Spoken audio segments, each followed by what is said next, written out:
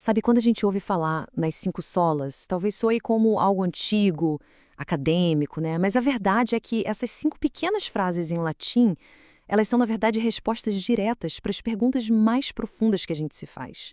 Então, sejam muito bem-vindos ao ponto de partida da nossa nova série sobre as cinco solas do cristianismo. É isso mesmo, a gente vai mergulhar fundo para entender por que essas afirmações não só mudaram o mundo lá atrás, mas por que elas continuam sendo tão importantes hoje. E a pergunta que vai guiar toda essa nossa conversa é bem simples, mas poderosa. O que são, afinal, essas cinco frases que viraram o mundo de cabeça para baixo e que até hoje definem o coração do evangelho? Olha, é importante entender que as solas são muito, mas muito mais do que só slogans históricos. Elas são, na verdade, resumos poderosíssimos que respondem a questões que todo ser humano em algum momento se faz. Questões sobre nosso propósito, sobre salvação, sobre quem é Deus. É aqui que a teologia deixa de ser uma coisa abstrata, sabe? E vira algo profundamente pessoal. Pensa bem. As solas respondem a perguntas gigantescas, tipo, quem é que dá a palavra final sobre o que a gente crê e como a gente vive? Como é que alguém pode ter paz com Deus? Qual é a essência, o centro da mensagem cristã? E, no fim das contas, de quem é o mérito disso tudo? Uma imagem que ajuda muito a entender é pensar nas solas como se fossem os guarda-corpos de uma ponte. Sabe aquela proteção na lateral? Ela não está ali de enfeite, ela está ali para impedir que a gente caia. Que a gente caia no abismo da confusão, misturando o evangelho com o nosso próprio mérito, com tradições humanas, com qualquer outra coisa. As solas mantêm a mensagem pura. E para a gente entender a força, o impacto real dessas cinco afirmações, a gente precisa focar em uma única palavrinha. Uma palavra que é a chave de tudo. Essa palavra é sola, vem do latim e significa somente ou apenas. E aqui, gente, está o pulo do gato. Somente não significa que outras coisas não são boas ou importantes.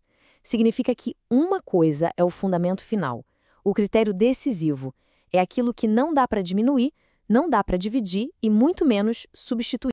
E esse quadro aqui ilustra a diferença de um jeito perfeito. A questão nunca foi dizer que a escritura é boa. Claro que é. O ponto é que somente a escritura é a regra final de fé para a igreja. Não é que a fé seja importante. Óbvio que é. A questão é que somente a fé é um instrumento que nos salva, sem depender em nada das nossas obras. É essa exclusividade que protege o Evangelho. Então, vamos a eles. Quais são esses cinco pilares que sustentam a mensagem do Evangelho com tanta clareza? Juntos, eles formam a espinha dorsal da fé que nasceu da Reforma. Primeiro, sola Escritura, ou seja, somente a Escritura. A Bíblia como nossa única regra de fé e prática infalível. Depois, sola gratia, somente a graça. A salvação é um presente, um favor que a gente não merece de jeito nenhum. Daí vem sola fide, somente a fé. A gente recebe esse presente unicamente por meio da fé, não por fazer boas obras. Em seguida, solos Cristo, somente Cristo. Jesus é o único mediador entre Deus e nós. E por fim, o grande objetivo de tudo, soli deo glória, glória somente a Deus. Mas atenção, essas não são cinco ideias jogadas ao acaso, tá? Elas formam uma corrente lógica, uma narrativa linda e totalmente coerente de como Deus age para nos resgatar. Pensa comigo na lógica da coisa. É lindo de ver. A Escritura é quem revela essa verdade toda. A salvação que ela descreve vem da pura graça de Deus. O meio pelo qual a gente recebe essa graça é simplesmente a fé.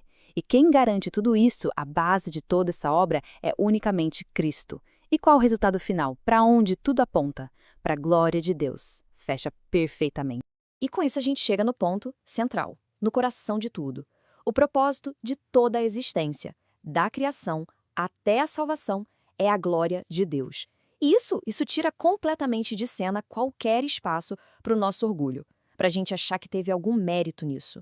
Olha como a própria Bíblia resume isso de forma perfeita, lá em Efésios capítulo 2. Porque pela graça sois salvos, por meio da fé, e isto não vem de vós, é dom de Deus. Não vem das obras, para que ninguém se glorie. Tá vendo? A graça é a fonte, a fé é o canal, e o resultado é que ninguém pode bater no peito e se orgulhar. A glória é toda de Deus. E para fechar esse raciocínio com chave de ouro, Romanos 11, verso 36 diz assim: porque dele e por ele e para ele são todas as coisas. Glória, pois, a ele eternamente. Amém. É isso.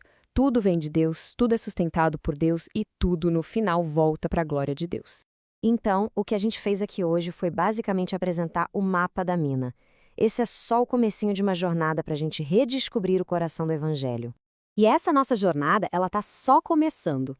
No nosso próximo encontro, no episódio 2, a gente vai fazer uma viagem no tempo para entender o contexto histórico. De onde, afinal, surgiram as solas? Por que elas se tornaram um grito de guerra tão fundamental em um momento específico da história? A resposta, eu garanto, pode surpreender. E para a gente terminar, fica aqui uma pergunta para a gente pensar durante a semana. Se a glória da salvação, e na verdade de toda a vida, pertence somente a Deus, o que isso muda no nosso dia a dia, na prática, no nosso trabalho, na nossa família, nas nossas comunidades? Fica aí a reflexão. A gente se vê na próxima.